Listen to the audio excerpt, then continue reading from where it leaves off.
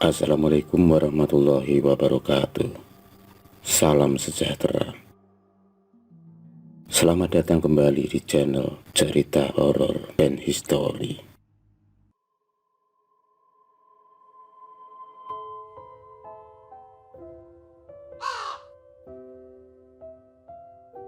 Kisah ini dialami oleh satu keluarga yang bertahun-tahun mengalami penderitaan yang luar biasa akibat terkena serangan santet yang sangat mematikan. Pelan-pelan, dengan menggerogoti tubuh orang yang terkena serangan santet tersebut. Santet yang begitu jahat dan membuat penderitaan yang sangat pedih. Sore itu Ratmi, gadis manis berambut panjang itu, baru saja selesai memasak untuk suaminya dan seisi keluarganya. Makanan pun siap dihidangkan di atas meja. Saat itu Ratmi dan Bagas sedang sendirian di rumah, karena ayah dan ibunya lagi berkunjung ke rumah kakeknya. Ratmi dan Bagas adalah pasangan muda yang baru saja menikah 3 bulan yang lalu. Masih pengantin baru, masa di mana mereka lagi bahagia bersama. Apa-apa selalu mereka kerjakan bersama. Hari-hari yang begitu bahagia yang dirasakan oleh mereka berdua kala itu, sebelum kejadian yang memilukan dan mengenaskan terjadi. Kejadian yang dialami oleh seluruh keluarga Ratmi.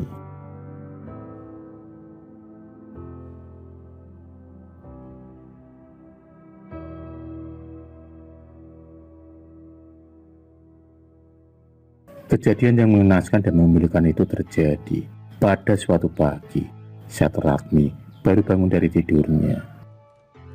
Saat itu Ratmi tengah terbangun dari tidurnya. Ia merasakan ada sesuatu yang aneh yang ia rasakan pada tubuhnya. Tubuhnya terasa pegal-pegal dan kesemutan, terasa agak panas sedikit, dan di sekujur tubuh Ratmi terdapat seperti luka memar yang membiru. Ratmi kemudian bergegas turun dari tempat tidurnya, dan segera ia ke dapur untuk segera memasak dan menyiapkan sarapan pagi itu. Setelah memasak selesai, Ratmi kemudian bergegas menuju ke kamar mandi, dan ia segera mandi seperti biasanya. Air pagi yang begitu segar terjun bebas mengguyur tubuh Ratmi yang padat itu. Ratmi adalah kembang desa di desanya. Meskipun ia dari keluarga yang tidak terlalu kaya, tapi bisa dikatakan keluarganya berkecukupan. Banyak sekali pemuda yang rela berebutan mendambakan Ratmi untuk menjadi istri mereka. Tapi pilihan Ratmi jatuh pada Bagus yang sudah 6 bulan berpacaran dengannya. Waktu yang termasuk singkat dalam masa pengenalan mereka berdua.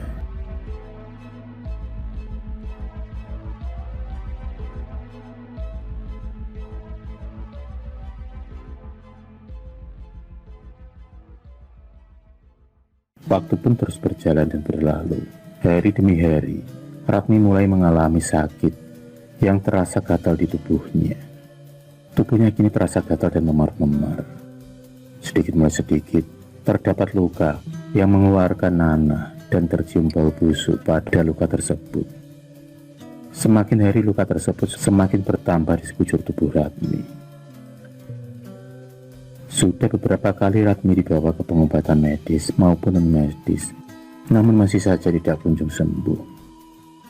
Malah kini ayah dan ibu Ratmi juga mengalami sakit yang sama. Hingga ayahnya juga tak bisa berjalan, malah berbaring di tempat tidur. Beruntung, ibu Ratmi, Bu Narsih, biarpun sakit tapi masih bisa beraktivitas seperti biasanya. Bu Ratmi selalu menyiapkan makan dan segalanya untuk Ratmi dan ayah dan suaminya. Bagus sendiri malah meninggalkan Ratmi di saat Ratmi tengah menderita. Bagus tak kuat bersama Ratmi, apalagi kini tubuh Ratmi seperti mayat saja yang selalu mengeluarkan bau bangkai. Di setiap saat luka-luka Ratmi mulai mengeluarkan nanah, belatung dan bau bangkai yang tak sedap. Bau tersebut sangat menusuk hidung.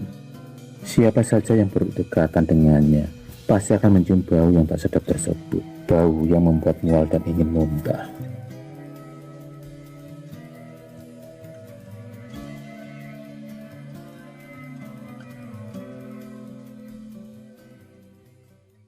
Sungguh tega Bagus yang malah meninggalkan Ratmi di saat-saat menderita seperti itu. Ratmi pun hanya bisa menangis dan meratapi hidupnya kini. Linangan air matanya selalu jatuh bercucuran di pipinya. Dalam hati, Ratmi pun berharap agar penyakitnya segera sembuh. Tak lupa dia selalu berdoa tanpa henti. Sungguh, cobaan yang sangat berat dalam hidupnya kini. Bu Narsi sendiri tak patah semangat untuk mencari dan bertanya-tanya dengan pengobatan apa saja supaya penyakit yang mereka derita kini cepat sembuh.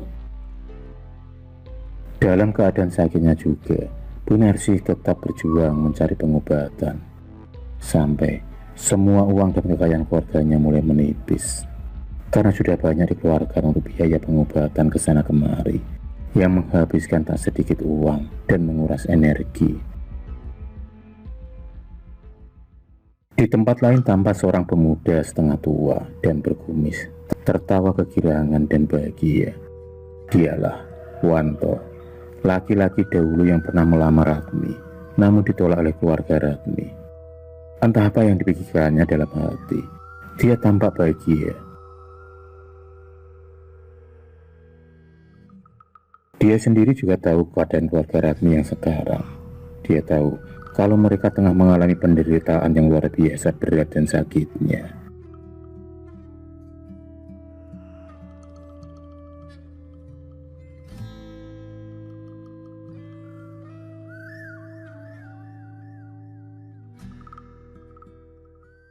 Rupanya Wantolah pokok asal muasal penderitaan Ratmi dan keluarganya. Ternyata Wanto memiliki dendam pada keluarga Ratmi yang telah menolak lamarannya. Ia pun sakit hati dan bertekad akan membalas sakitnya kepada keluarga Ratmi. Lewat seorang dukun santet itulah Wanto membalas semua sakit hatinya. Seorang dukun yang terkenal dengan nama Mbah Jasmo itulah yang Wanto datangi. Mbah Jasmo, laki-laki tua yang dari dulu sudah terkenal akan ilmu santet menyantetnya itu. Laki-laki tua berjenggot itu sudah banyak malang melintang di dunia perdukunan dan santet. Ilmu hitamnya itu ia peroleh dari berburu ke sana kemari dan bertapa di dalam hutan. Namun rupanya ilmu hitamnya juga menguasai otak dan pikirannya. Mbah Jasmo sendiri bangga dengan semua pekerjaannya. Dan dia sendiri banyak ditakuti oleh dukun-dukun lain yang jika bersaing dengannya pasti kalah. Karena ilmunya yang sudah banyak, Mbah Jasmo menarik mahar yang mahal untuk jasa santetnya itu. Sudah banyak korban yang berjatuhan hingga meninggal karena terkena santet-santet yang dikirimkan oleh Mbah Jasmo.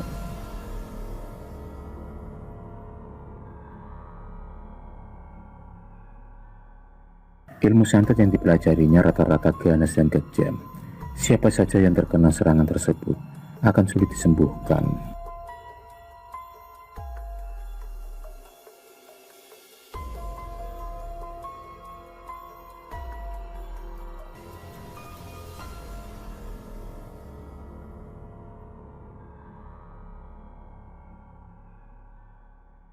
Pada suatu malam, Bu Narsi bermimpi bertemu dengan seorang kakek tua berjubah putih dan bersamanya seorang pemuda yang gagah, ganteng, dan berperawakan tegap.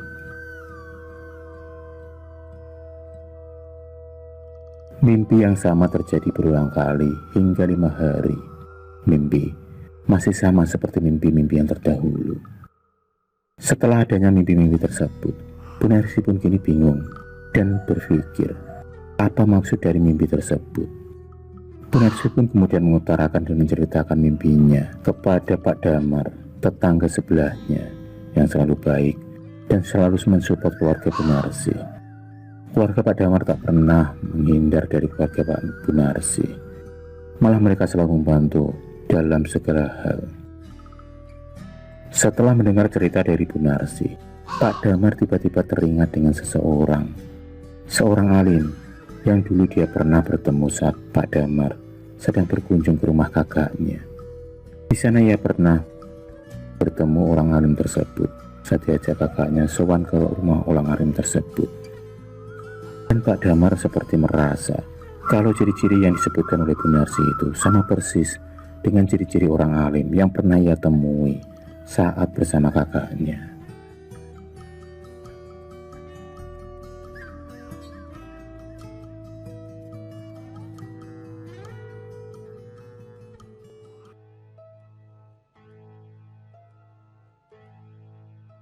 Maka atas saran dari Pak Darman, akhirnya Bu Ningsih membawa suaminya dan Ratmi anaknya untuk berobat menemui orang alim yang Pak Damar katakan. Maka berangkatlah Pak Damar, Bu Ningsih, suaminya dan Ratmi menuju ke kediaman orang alim tersebut. Perjalanan pun ditempuh dengan membawa mobil untuk memudahkan mereka menuju ke kediaman rumah beliau. Perjalanan pun ditempuh melewati beberapa kota. Dengan keyakinan yang kuat, Bu Ningsih dan Pak Damar yakin kalau ini adalah jawaban dari mimpi-mimpinya selama ini untuk mencari kesembuhan. Dan akhirnya sampailah rombongan mereka di tempat tersebut, di sebuah rumah yang lumayan besar. Rumah tersebut berjajar dengan sebuah musola. Alhamdulillah, wujud dicinta ulang pun tiba. Ternyata mereka berjodoh.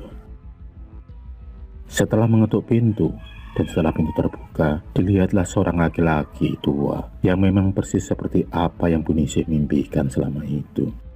Laki-laki tersebut bernama Abah Hasan. Laki-laki dengan jenggot putih itu tampak berwibawa dan tenang. Beliau kemudian mempersilahkan mereka untuk masuk ke dalam rumahnya dan menuju ke sebuah ruangan yang berkarpetkan hijau. Ruangan yang cukup luas dan terasa sangat sejuk. Abah Hasan sangat ramah dan baik.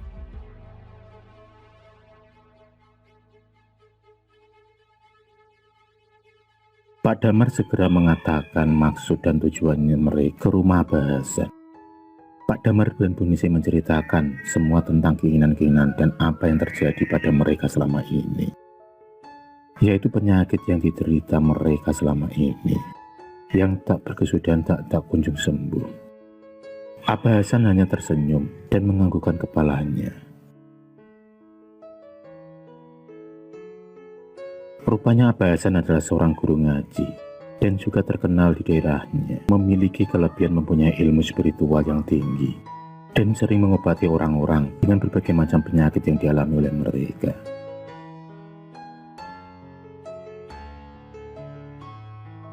Abah Hasan sendiri sudah tahu sedari tadi kalau Bu Ningsih, suaminya, dan Ratmi terkena serangan santet. Abah Hasan kemudian memanggil seorang santrinya, dan datanglah seorang pemuda yang ganteng dan gagah berambut panjang. Abah Hasan kemudian segera memanjatkan doa, dan dibantu oleh santrinya itu berusaha untuk mengobati penyakit yang tengah diderita oleh Bu Ningsih, suaminya, dan anak perempuannya itu. Tanpa Abah Hasan memejamkan mata dan terus berdoa, sementara santrinya memberikan ruqyah, mentransfer energi yang diarahkan kepada mereka bertiga.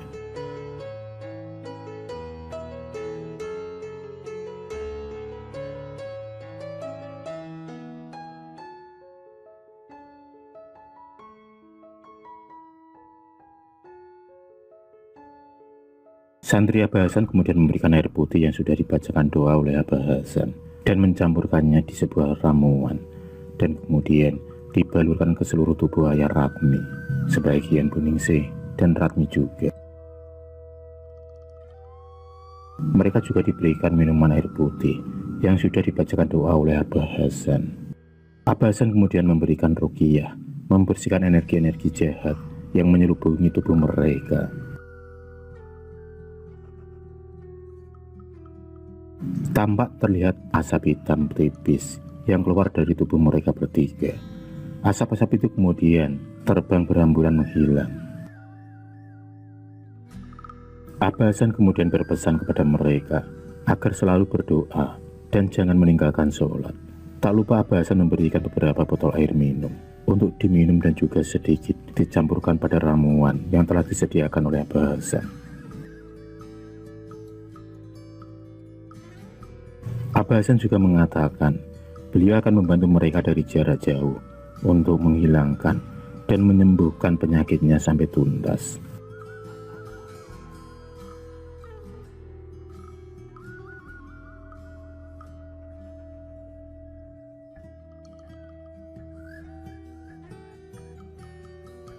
Di sisi lain, di saat Abah Hasan sedang membaca doa, tampak Mbah Jasmo yang sedang duduk bersila di ruangannya tiba-tiba merasakan panas yang luar biasa. Dan ia merasakan angin yang dahsyat yang tiba-tiba berhembus seolah menyerang tubuhnya. Angin yang sangat kencang dan kuat. Angin tersebut kemudian memporak-porandakan sesajen yang ada di hadapannya. Sesajen aneka macam itu pun kemudian terpental, berantakan di seluruh ruangan tersebut. Mbah Jasmo sendiri mulai membaca mantra untuk menahan angin kencang yang mulai menerjang tubuhnya. Semakin lama Mbah Jasmo membaca mantranya, namun semakin kencang angin itu berhembus menghantam pada tubuhnya.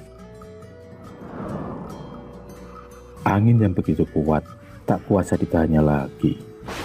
Saat terdengar suara ledakan yang sangat dahsyat, tiba-tiba tubuh Mbah Jasmo terpental ke belakang, menghantam ke tembok.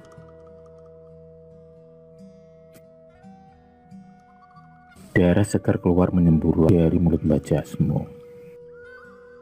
Mbah Jasmo sendiri merasakan tubuhnya yang seperti remuk redam, seperti terhantam hantaman tangan yang sangat besar, menghempaskan tubuhnya.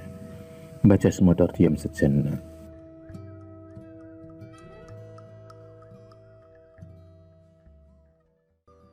Setelah mendapatkan ruqyah dan pengobatan dari Abah Hasan, Bu Ningsih, suaminya dan Ratmi kembali pulang bersama Pak Damar. Dalam perjalanan mereka pun mengucap syukur sudah dipertemukan dengan Abah Hasan. Ratmi sangat begitu lega dan bahagia hari itu. Di sepanjang jalan ia tak lupa bersyukur kepada Allah Subhanahu wa Ta'ala. Dengan izinnya, mereka hari ini dipertemukan dengan Abah Hasan yang bersedia mengobati penyakit mereka. Hari-hari pun berganti, dan kini penyakit Ratmi sekeluarga mulai sembuh, biarpun belum sempurna. Wanto yang melihat hal itu kembali naik darah. Ia tak terima kalau keluarga Ratmi sembuh dari penyakit kiriman santet Mbah Jasmo. Ia ingin sekali keluarga itu mati saja.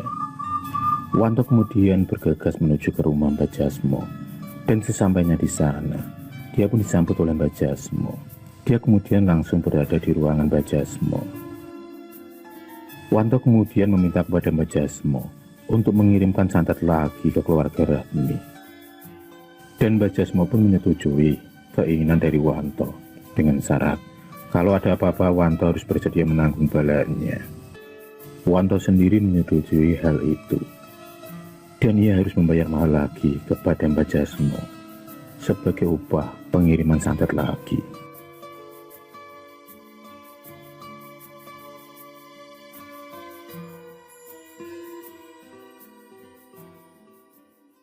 Mbah Jasmo kemudian segera menyiapkan sesajen dan ubur rambai, dan kemudian Mbah Jasmo pun memejamkan kedua matanya dan segera membaca mantra.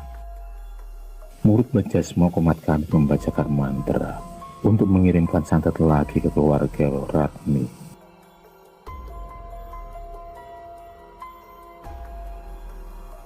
Kini santet yang dikirimkan akan langsung menyasar dan menghantam mereka bertiga. Ternyata Abah Hasan telah membentengi dan memagari Ratmi sekeluarga dengan raja penolak bala untuk menghindari serangan santet lagi dan sebagainya. Serangan santet Mbah Jasmo pun dilancarkan menuju ke rumah Ratmi. Sesampainya di sana, santet kiriman Mbah Jasmo pun terpental dan berbalik arah menuju ke rumah Mbah Jasmo dengan melesat sangat cepat. Tiba-tiba ada angin kencang yang sangat dahsyat masuk ke ruangan Mbah Jasmo. Tiba-tiba ada kekuatan yang sangat dahsyat menghantam tubuh Wanto. Dan Wanto pun terpental memuntahkan darah dari mulut, hidung, mata dan telinganya. Wanto yang terpental segera roboh dan ia pun mati seketika dengan luka terbakar. Rupanya santet Mbah Jasmo yang berbalik itu malah mengenai Wanto yang saat itu tengah berdiri di hadapan Mbah Jasmo. Wanto pun meninggal terkena santet yang berbalik.